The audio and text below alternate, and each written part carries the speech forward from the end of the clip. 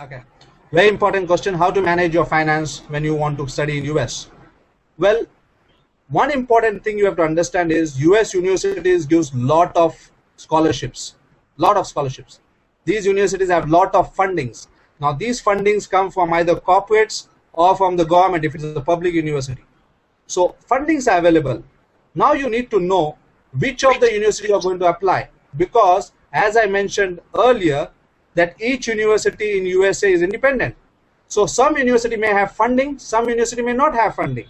Some programs have funding, some programs don't have funding. So if you are going to basically first apply to universities and then look for scholarship, you are probably basically not going to get any, or it is not the best approach. So when you have to basically, when your primary concern is scholarship, you should select universities that offer scholarships in your program. That's one.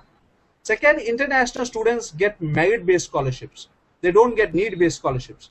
So you have to find out the international scholarships or the merit-based scholarships that are available. That's two. So once you have the university that offers scholarships, then you basically have to do the pre-application that I've mentioned earlier, to find out whether you basically qualify for those universities. You basically qualify, then you send your applications. Now when should you send your applications? Scholarships have scholarship deadlines. So send your applications before the scholarship deadlines. Generally the early deadlines are the scholarship deadlines. So if I'm talking about August, September 2014, then September, October 2013 is the scholarship deadline for most of the universities. So accordingly you have to send the application. Second is, universities have 2 or 3 intakes.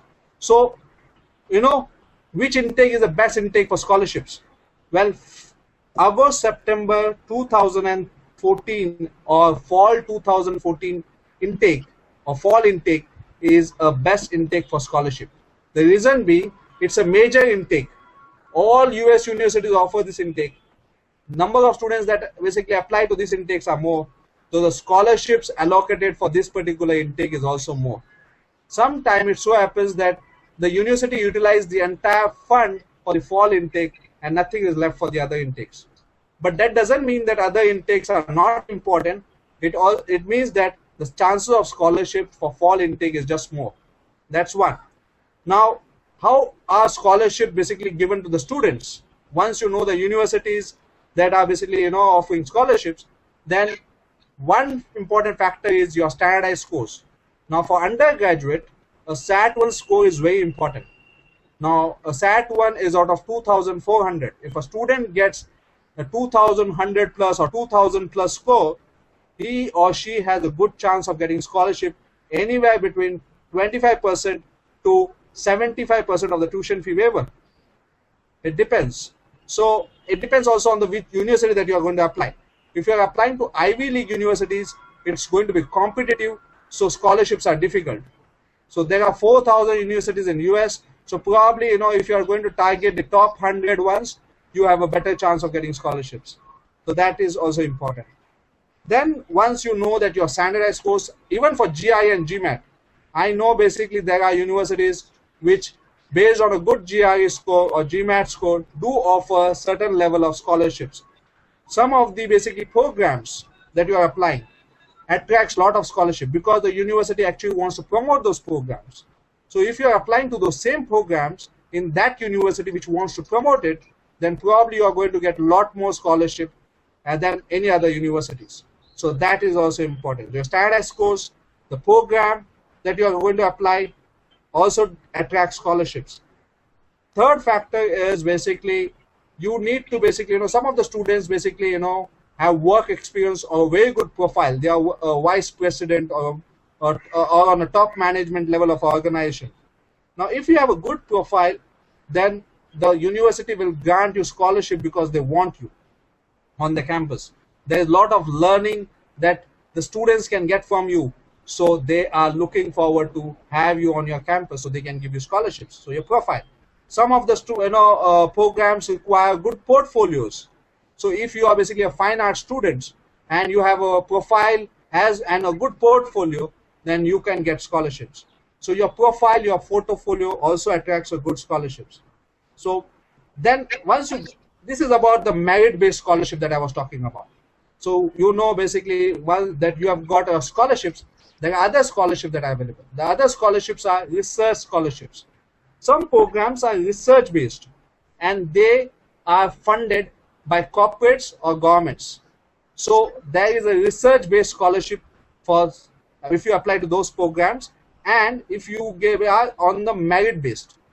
As I've told you, international students are eligible for merit based scholarships. So research based scholarships are anywhere between 20,000 US dollars to maybe 40,000 US dollars per year. And I know students, they get a tuition fee waiver or sometimes a full scholarship plus a research based scholarship. So that covers up your entire cost of education. And sometimes the students can send $10,000 or $20,000 back home. That is the amount they can save actually. Second, besides research based scholarship, there is something called graduate assistantship. Graduate assistantships are for students who are applying for non-research based scholarship. So graduate assistantships is whereby you are going to work in the college campus and they can give you 25% mostly tuition fee reduction waiver. They are paying you, which can cover up approximately 25% of the tuition fee.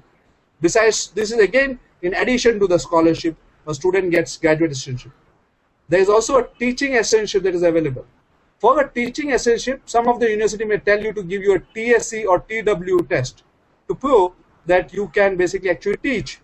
So TSC is normally done for teaching assistantships, and TW is asked for research assistantship. So if you can get teaching assistantship, it can cover 1/3 of your tuition fee. So this is apart from you getting your merit-based scholarship again. So that covers a good amount of money. So the scholarships that are available right now for students are merit-based scholarships plus research-based scholarships or teaching-based scholarship or graduate assistantship-based scholarship. Then how could the student further manage the finance? The student can work 20 hours per week during the college period, and on holidays they can work full-time. On weekends they can work full-time. And the average or the minimum wage as per basically US law is $7.25 per hour. And normally the student get above this. They will normally get around $8 or $10 per hour. So that can cover up your part of your living expenses that you could think of. The next is off-campus accommodation. You get off-campus accommodations which can cut your accommodation expenses by at least 25%. So if you are going to stay outside the campus, share your accommodation cost will come down. Then you have the educational loan from banks. Now Indian bank gives you loan up to 20 lakhs. And these are basically low interest, priority loans. So they attract low interest. So probably you will get it at 8 or 9%, or maybe maximum it could be 10%. But 8 to 10% is normally the interest that could be basically charged. Now the student doesn't have to pay or the interest or the EMI when they are studying. They normally will pay it after they finish their education plus 6 months of grace. So you have sufficient time to repay your loan. So that's one more thing how you can manage your finance. So you get 20 lakhs of loan from banks, and what you need is basically 1 or 2 guarantors and a mortgage. So if that is available, then you get this 20 lakhs of educational loan for you. The next is if you have somebody in US who can be a co-signer, and that somebody in USA is a US citizen or a permanent resident, then you can get total loan for your education at a low interest rate for long term, which is normally for 20 years. So with all these options, you could be able to manage your finance for study in USA better.